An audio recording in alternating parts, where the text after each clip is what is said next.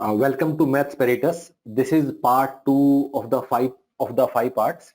So guys, हम लोग सी set का जीएस पेपर 2 हम लोग सोल्व कर रहे हैं। और अगर आप किसी भी आंसर से डिसएग्री करते हैं या आपको कुछ उसमें डाउट है तो आप नीचे कमेंट्स में लिख सकते हैं। अगर हमें आपके फीडबैक के अगर बेस पे अगर हमें कोई आंसर करेक्ट करना है तो हम उसको डिस्क्रिप्शन में अपडेट कर देंगे। सो विद दैट नोट शुरू करते हैं part 2 of the session for detailed solution and answer key for CSAT GS paper 2 शुरू करते हैं। Okay. So next question in this part, first question in this part is that an identity card has the number A, B, C, D, E, F, G, not necessarily in that order, where each letter represents a distinct digit 1, 2, 4, 5, 7, 8, 9. So we have these possible values for A, B, A to G. The number is divisible by 9. And the number that is formed by these digits will be divisible by 9. Now so we can say that first thing is that there is a 7-digit number that is formed by these digits, and this number is divisible by 9. Okay. Now after deleting the first digit from the right, the resulting number is divisible by 6. So it's saying after deleting the first digit, so now we are only left with 6 digits, and this number is divisible by 6. Okay. Next it's saying that after deleting 2 digits from the right, the number is divisible by 5. So after deleting 2 digits, the number will be divisible by 5. Next possibility, after deleting 3 digits from the right, the number is divisible by 4. So if we delete 3 digits, the number will be divisible by 4. Then after deleting 4 digits, the number will be divisible by 3. So this number is divisible by 3, and the last scenario is that after deleting 5 digits, the number will be divisible by 2. So this number is divisible by 2. Now which of the following possible value for the sum of the number of 3 middle digits? So 3 middle digits are these. So we have to calculate the sum of these 3 digits. So first of all, let's see that what could be the possible values. So first, let's see that there is divisible by 2. That means this number last digit can be 248. Okay. Again, in this case, divisible by 4. That means again in this case also it could be 248. And this number is divisible by 6. That means the last digit of this number, the divisibility by 6 is 2 into 3. So that means again in this case 248 will be the possible values. This is divisible by 5. That means the last digit will be 5. So we can definitely say this number is 5. Okay. Now this number is divisible by 6. Okay. And for being divisible by 6, first of all, the last number should be it should be divisible by 2 and 3 both. So it can be 248, and if it is divisible by 3, that means the sum of the digits should be a multiple of 3. And then you will see the possible values would be that the last digit that is not here, that we deleted, will be 9, and the possible values that are available here are 1, 2, 4, 5, 7, 8. And we have already deleted 5, placed the value of 5. So the possible values of the remaining numbers are 1, 2, 4 and 7, 8. Now 2 or 4 can be placed here. So we can say 248. 248, 248, 248 are the possible values. Now to make this number divisible by 2, so here it is also 248. The number divisible by 3, when you will form the look at the possible values, you will see that the resulting number could be 741. That means this is 74, 741.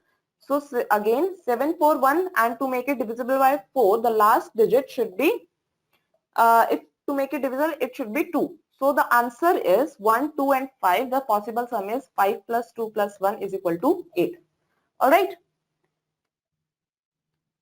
Next is two friends X and Y start running, and they run together for 50 meters in the same distance. So X and Y start running 50 meters. Then X turns right. So X will turn right and he will go here for 60 meters. Then Y turns left and runs 40 meters. So Y will turn left and will go 40 meters. Then X turns left and runs 50 meters. Now X will turn left and he will go in this direction 50 meters. And Y turns right and runs 15 meters. Again Y will run 15 meters and then stops. Now, how far are these two different friends from each other? So, if you will see, this is the total distance that is between them. Here is y, here is x, and this is equal to 100 meters. So, answer will be A. Okay. Next.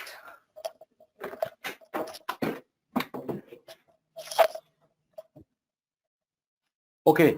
So guys, आगे बढ़ते हैं. So which day of June 2099 is a Sunday? So again जो अपना calendar के सवाल जो हम लोग करते हैं फंडामेंटल जो डेज काउंटिंग वाले कॉन्सेप्ट से, उससे अगर हम इसको निकालेंगे, your answer will come out to be 7. So 7th of June will be Sunday. Correct answer is D. आगे बढ़ते हैं.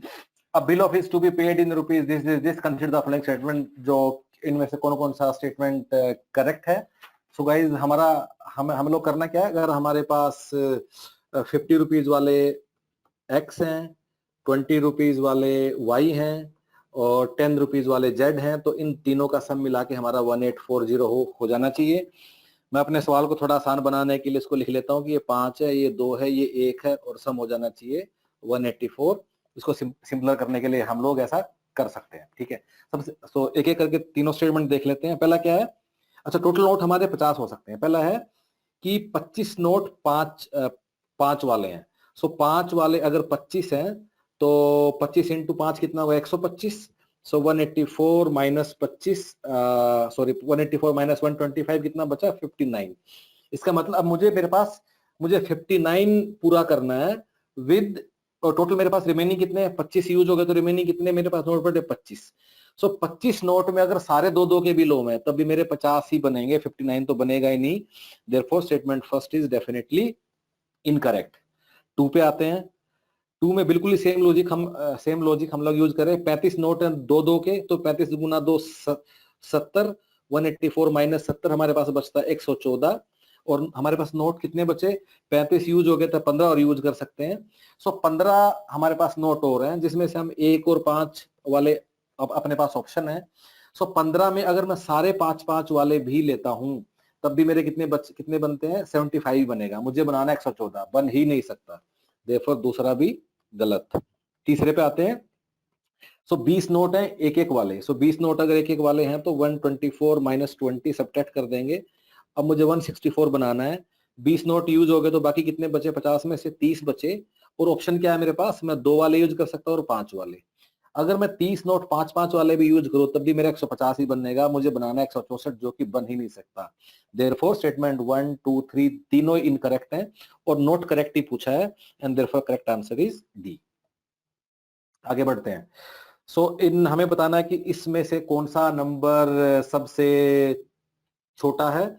सो 2 की पावर 40, 3 की पावर 21, 4 की पावर 18 और 8 की पावर 12. सबसे पहले तो 4 को भी 2 में तोड़ लेते हैं. सो दिस विल बिकम 2 की पावर 36. इस विल बिकम 2 की पावर 36. ये कितना है? 2 की पावर 40. ये है 3 की पावर 21. सो सबसे छोटा बताना, तो इसको तो पहले हटा देते हैं. तो अब कंपैरिजन बचा सिर्फ इन दोनों में कि इन दोनों में कौन सा बड़ा है. तो मैं अपना बेस को बराबर बनाने के लिए मैं क्या करता हूँ, इसको लिख लेता हूँ 3 की पावर 7 की पावर 3, और इसको मैं लिख लेता हूँ 2 की पावर 12 की power 3.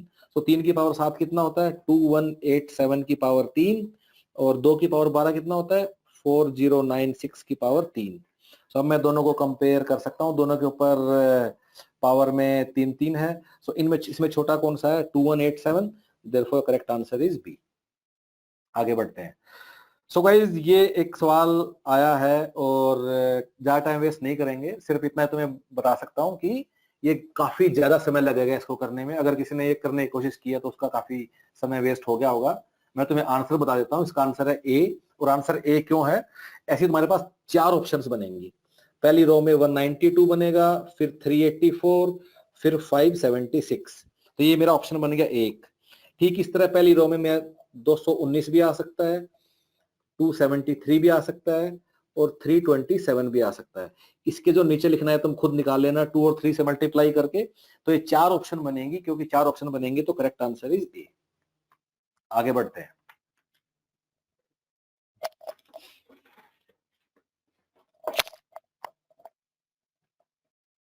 Okay. So next is if 15 into 14 into 13 एक सीरीज दी गई है जिसमें आपको बताना है कि ये 3 की पावर m इंटू n के फॉर्म में है, तो अगर हम इसमें देखेंगे तो 3 की पावर आपको बताना है कि what is the maximum value of m।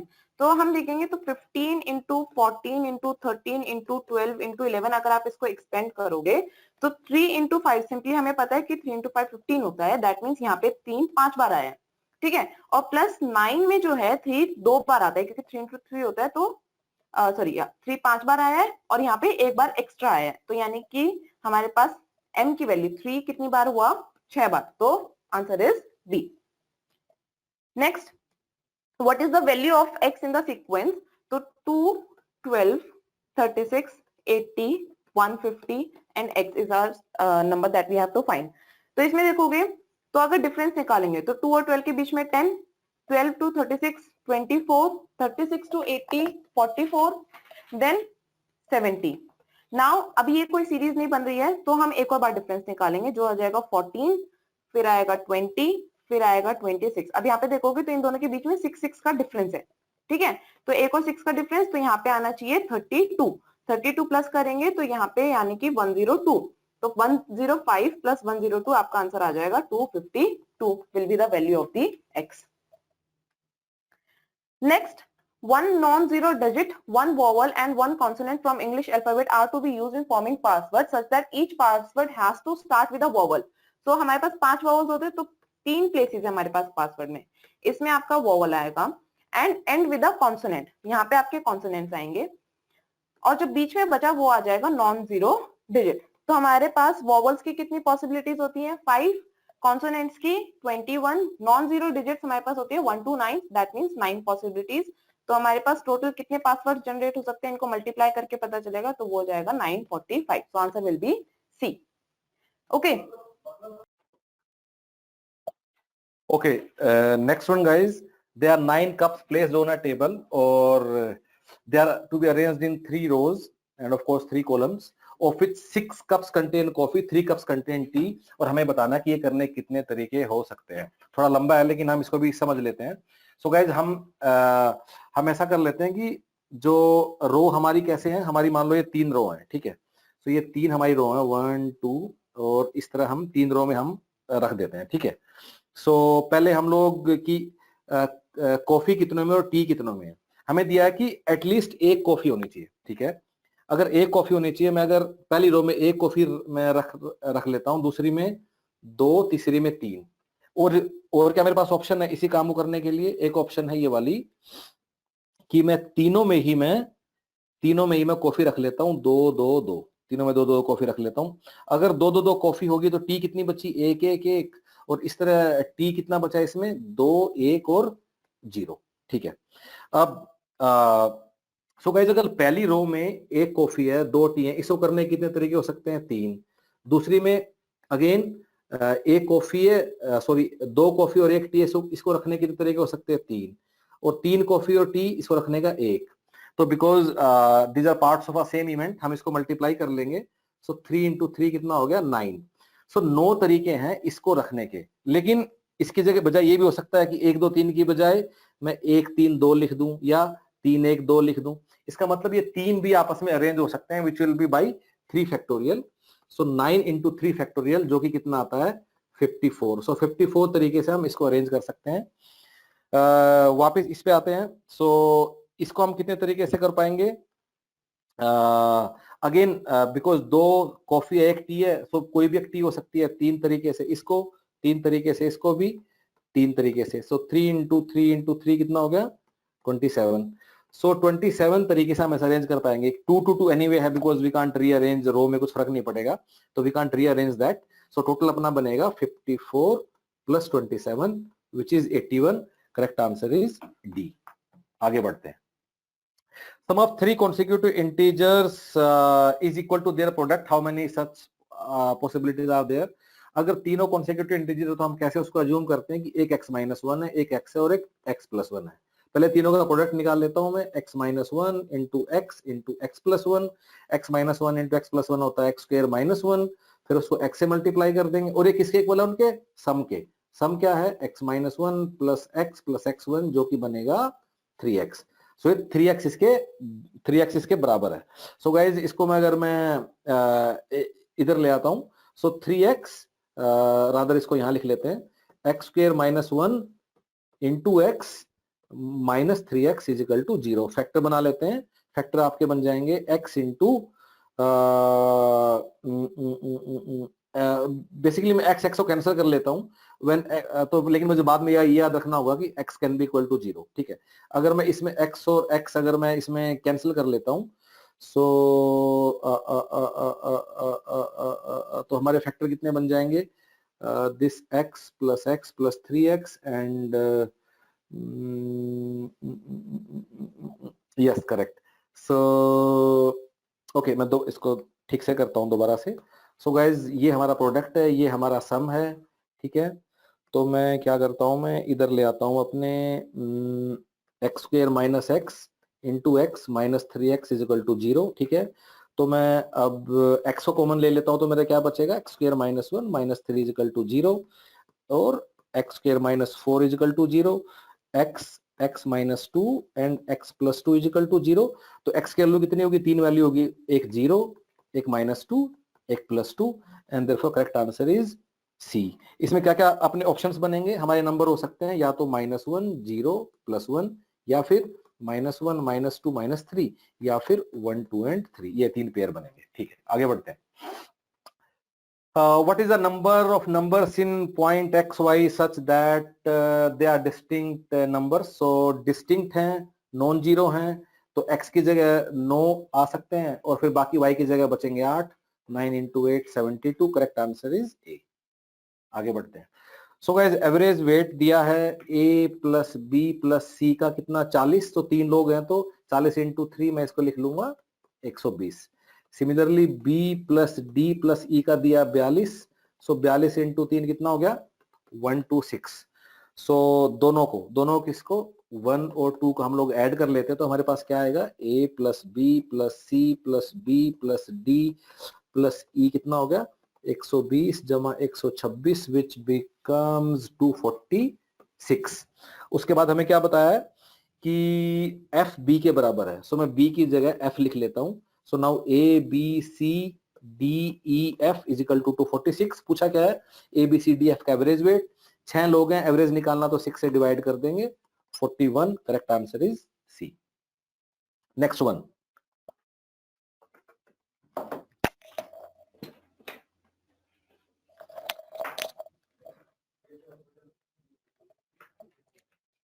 Okay, so next one is two candidates X and Y are contested in an election. 80% of the voters cast their vote and there was no invalid vote. So सबसे पहले let's say there were 100 voters. Okay, तो 100 में से 80 ने vote किया. Now there was a nota option. X got 56% of the votes cast and won by 1400 votes. So 80 में से X को मिले 56%. Okay, and Y को मिले बाकी के रिमेनिंग 44%। तो X को जो 56% मिले दैट मींस 80 का 56% आ गया 44.8 और Y को जो 44% है वो है 35.2। ठीक है, नाउ वो जीता है 1440 वोट से, दैट मींस इसका डिफरेंस 9.6 इज इक्वल टू 1440 हो जाएगा। अगर अब हमें 100 की वैल्यू निकालनी है तो 100 will be equal to 1440 divide by 9.6 into 100, that means total number of voters were 15,000. So answer is A. Okay. Next is, what is the smallest number greater than 1000 that when divided by any one of the numbers leaves a remainder of 3? So अब हम इसमें क्या करेंगे, सबसे पहले इन सब numbers का LCM निकाल लेंगे। तो इनका LCM हमारा आएगा 180। हमें निकालना है lowest smallest number greater than 1000 divisible by the numbers this. तो इसका एलसीएम निकाल लिया। अब इस एलसीएम का लोएस्ट मल्टीपल जो 1000 से बड़ा है वो होगा 180 into 6 जो कि आएगा 1080, but it should leave a remainder of 3, so इसमें हम 3 ऐड कर देंगे तो आंसर हमारा हो जाएगा 1083। So this will be the number that would be the smallest number greater than 1000। Next है, let P be a 2-digit number and Q be a number consisting of the same digits written in reverse order. So अगर हम P को मान के चले कि वो 10A plus B की फॉर्म में है और Q रिवर्स करने पे आ रहा है तो वो Q हो जाएगा 10B plus A। अब इसमें बोला है कि P इंटू क्यू 2430 है, तो अगर हम इन्हें मल्टीप्लाई करेंगे तो 10A plus B into 10B plus A, और इसका मल्टीपल हमारा 2430 के इक्वल है। अब हम इसे जब सॉल्व करेंगे तो हमारी वैल्यू आएगी, इसको हम सॉल्व करेंगे 100AB plus 10A square plus 10B square plus AB is equal to 2430। इसको सॉल्व करने के लिए, इक्वेशन बनाने के लिए हम दोनों साइड 19AB और इस साइड 19AB से प्लस भी कर देंगे और माइनस भी कर देंगे, ठीक है। ये हम यहाँ पे करना पड़ेगा। तो अब ये हो जाएगा 100AB sorry 81AB plus 10A square plus 10B square plus 20AB is equal to 2430। इसको सॉल्व करेंगे तो 10A square plus B square plus 2AB हो जाएगा, और यहाँ पे आ जाएगा 2430 माइनस 81AB। तो A स्क्वायर ये हो गया आपका A माइनस B का whole square, A square plus B square plus 2AB, sorry A plus B का होल स्क्वायर, और ये हो जाएगा 243 माइनस 81AB डिवाइडेड बाय 10। तो यानी कि AB आपका 10 का मल्टीपल होना चाहिए ताकि वो होल नंबर आ जाए। तो AB या तो फिर आपका 10 हो सकता है या फिर 20 हो सकता है। लेकिन जब आप इसको 10 पुट करोगे तो 243 माइनस 81 हो जाएगा, जो कि आपका आएगा 162, और यहाँ पे वो A प्लस B के होल स्क्वायर के इक्वल होना चाहिए। 162 किसी का स्क्वायर नहीं होता, इसलिए 10 पॉसिबल नहीं है। 243 माइनस अगर हम AB 20 पुट करते हैं तो 243 माइनस 162 हो जाएगा, जो कि 81 आएगा आंसर, जो कि 9 का स्क्वायर है। तो यानी कि A प्लस B आपका 9 हो जाएगा और AB 20, और जब इनकी वैल्यूज निकालोगे तो A और B 4 या 5 या 5 और 4 आएंगे, और जब हम इनको इसमें पुट करेंगे तो एक नंबर 54 आ जाएगा, एक नंबर 45, और इनका डिफरेंस हमारा 9। सो आंसर हमारा डी हो जाएगा, ठीक है।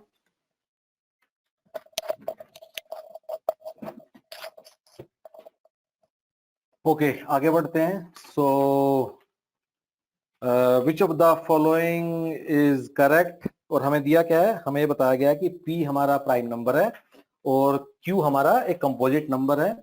तो बताना है कि कौन कौन सा स्टेटमेंट करेक्ट है। पहले वाला देख लेते हैं। सो अगर मैं पहले वाले में P को ले लूं 3 और Q को ले लूं 25, सो PQ कितना हो गया 75।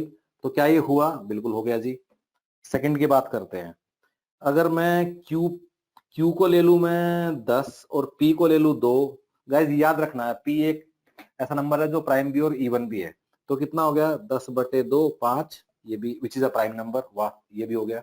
सी की बात करते हैं। P plus Q can be prime number. So P में ले लेता हूं 2, ठीक है, और Q मेरा कंपोजिट होना चाहिए तो Q ले लेता हूं मैं 27, और P प्लस Q कितना हो गया जी 29, which is a prime number. तीनों हो गए, देयरफॉर तीनों ही हो सकता है A B C 1 2 3। Correct answer is D. आगे बढ़ते हैं। So between this time, so guys कब कब ये मिलते हैं आवर और मिनट हैंड।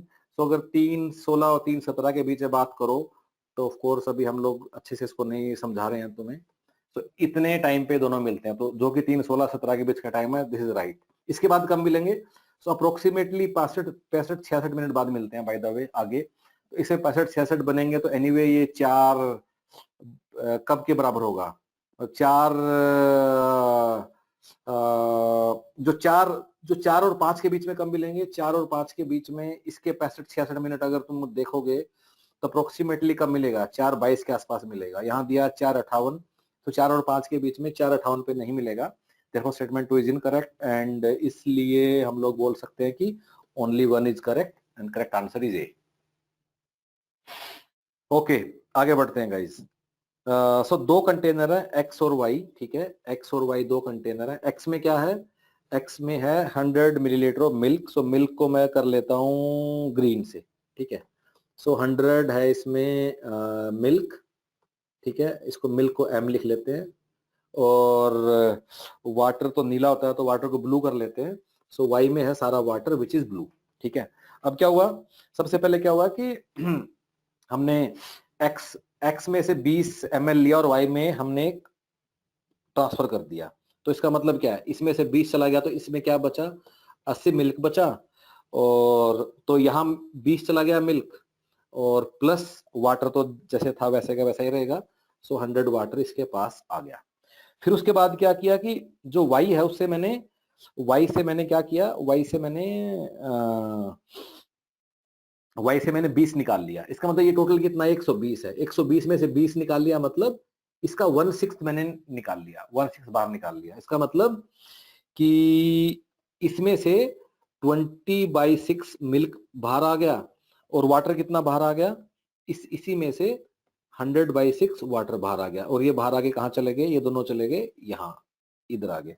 अब इधर टोटल पोजीशन क्या हुई, मिल्क पहले 80 था, तो 80 में मिल्क और आ गया, 20/6 मिल्क आ गया, ठीक है इधर, और प्लस वाटर भी आ गया। अब इधर वाटर कितना आ गया, बाय द वे वाटर आ गया 100/6 वाटर आ गया, ठीक है। और राइट हैंड साइड में क्या बचा, 20 मिल्क था, 20/6 मिल्क चला गया, तो मिल्क कितना बचा, 20 - 20/6 मिल्क मेरा बच गया। और वाटर कितना बचा राइट हैंड साइड में, वाटर मेरा 100 था, और 100 में से 100/6 वाटर चला गया, तो ये मेरा वाटर बचा। अब मुझे निकालना क्या है कि पहले वाले में m is proportion of milk in x, मुझे निकालना अगर इसका जो प्रोपोर्शन है और इसका जो प्रोपोर्शन है उनका क्या रिलेशन है। तो ये मेरा m है और ये मेरा n है।